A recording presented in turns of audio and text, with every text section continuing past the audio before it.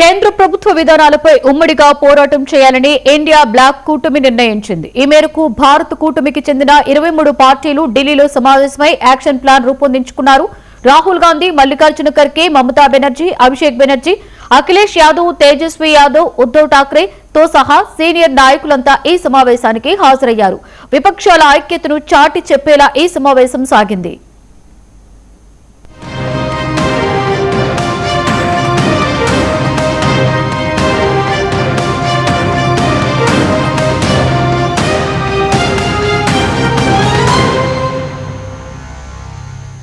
పశ్చిమ బెంగాల్లో టీఎంసీ, తమిళనాడులో డీఎంకే వంటి కీలక ప్రాంతీయ పార్టీలు ఓటమి పాలైన నేపథ్యంలో దేశంలో రాజకీయ సమీకరణాలు మారాయి. ఈ నేపథ్యంలో ఇండియా కూటమి నేతల సమావేశానికి ప్రాధాన్యం ఏర్పడింది. 2029 లోక్సభ ఎన్నికలలో సమన్వయంతో పనిచేసి పోటీలో ఉమ్మడి అభ్యర్థులను నిలపటం, న్యాయ వ్యవస్థకు సంబంధించిన అంశాల్లోనూ కలిసికట్టుగా కార్యాచరణ చేపట్టాలని, ద్రవ్యోల్బణం, ఎల్పీజీ ధరల పెంపు, పరీక్షల నిర్వహణలోనూ వైఫల్యాలు తదితర ప్రజా సమస్యలపైన ప్రభుత్వానికి వ్యతిరేకంగా ఉమ్మడి సభా వ్యూహాలను రూపొందించుకోవాలన్న ఎజెండాతో సమావేశం నిర్వహించారు. కూటమి తీసుకున్న 5 కీలక నిర్ణయాలను ఖర్గే ప్రకటించారు. సర్ ప్రక్రియలో జరిగిన లోపాలు, ఓట్ల దోపిడీ అంశాలపై సుప్రీంకోర్టు ప్రధాన న్యాయమూర్తికి లేఖ రాయాలని నిర్ణయించారు.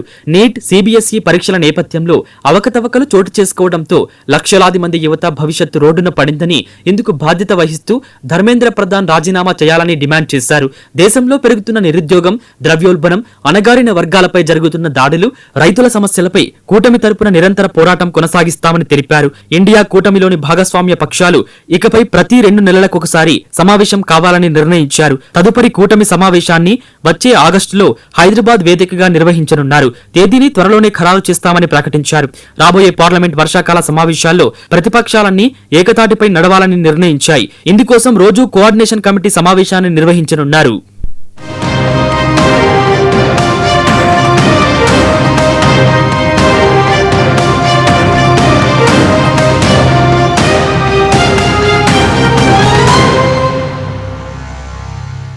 తమిళనాడు ఎన్నికల అనంతరం పరిణామాలతో కాంగ్రెస్ తో చీలిపోవడంతో డీఎంకే సభను బహిష్కరించింది. 2024 లోక్సభ ఎన్నికల అనంతరం ఆప్, కాంగ్రెస్ ల మధ్య కూడా దూరం పెరిగింది. ఆ తర్వాత ఢిల్లీ అసెంబ్లీ ఎన్నికలలోనూ ఈ 2 పార్టీలు కలిసి పోటీ చేయలేదు. దాంతో ఇండీ కూటమిలో డీఎంకే, ఆప్ కి స్థానం లేకుండా పోయింది. ఆర్జేడీ, శివసేన వంటి ప్రధాన పార్టీల నేతలు హాజరయ్యారు. కేరళం అసెంబ్లీ ఎన్నికల సమయంలో బీజేపీతో వామపక్షాలకు అవగాహన ఉందని కాంగ్రెస్ ఆరోపించింది. దీనిపై నేతల నుంచి వివరణ కోరేందుకు సిపిఐ ప్రయత్నిస్తున్నట్లు వార్తలు వచ్చాయి. దీనితో ఈ సమావేశంలో అంతర్గత విభేదాలు కూడా బయటపడే అవకాశం ఉందన్న ప్రచారం సాగింది. అలాంటివేమీ లేకుండా సమావేశం ముగియటం ప్రాధాన్యాన్ని సంతరించుకుంది. 23 పార్టీలలో సిద్ధాంతాల పరంగా భిన్నాభిప్రాయాలు ఉన్నా ప్రతిపక్ష కూటమి ఐక్యంగా ఉందని కాంగ్రెస్ నాయకుడు జైరాం రమేష్ పేర్కొన్నారు.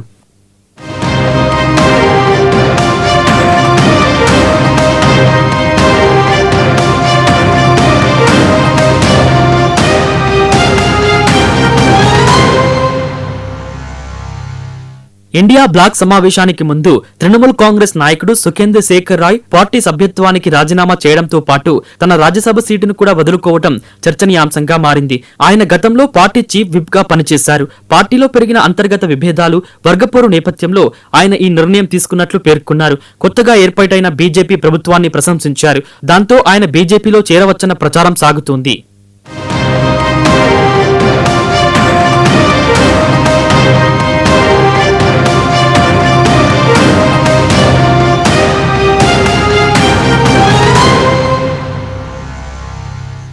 ఢిల్లీలో జరగనున్న ఇండియా బ్లాక్ సమావేశానికి ముందు ప్రతిపక్ష కూటమి అంతర్గత విభేదాలతో సతమతమవుతోందని, దానికి ఉమ్మడి అజెండా లేదని బీజేపీ ధ్వజమెత్తింది. బీజేపీ అధికార ప్రతినిధి షెహజాద్ పునావాలా మాట్లాడుతూ కాంగ్రెస్ రాజకీయ లబ్ధి కోసం మిత్రపక్షాలను వాడుకుంటోందని ఆరోపించారు. ప్రాంతీయ పార్టీలు కాంగ్రెస్ ను విశ్వసించడం లేదని అన్నారు. ప్రతిపక్ష కూటమి వాస్తవానికి ఉనికిలో లేదని పశ్చిమ బెంగాల్ మంత్రి దిలీప్ ఘోష్ ఇండియా కూటమిపై విమర్శలు గుప్పించారు.